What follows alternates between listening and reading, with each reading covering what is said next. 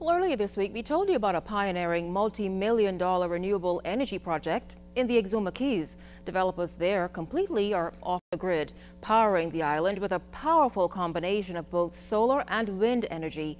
In this follow-up, Giovanni Stuart takes us back to Over Yonder Cay, where we will learn how the innovative system works. The private development on Over Yonder Cay sits on nearly 80 acres of land in the Exuma Land and Sea Park. The 4 homes, marina, maintenance, and other supplementary buildings are all powered by a pioneering combination of solar and wind energy. This is the first time in the region that 2 natural energy sources are being used in this way. Minister of State for the Environment, Phenton Neymour, views the innovative facility as a blueprint for Family Island development. Without question, in the Exuma Keys, this could be replicated.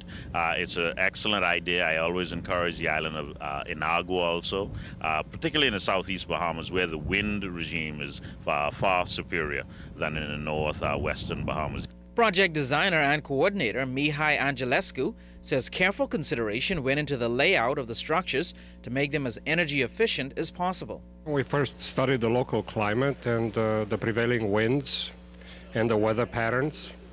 And that was the critical, or those were the critical elements in choosing the locations of the buildings.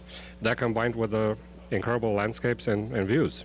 Next, lead engineer Mike McGuire says an assessment was done to determine the energy needs of the development and costs. The team settled on sun and wind power versus wave energy. So here's how that system works.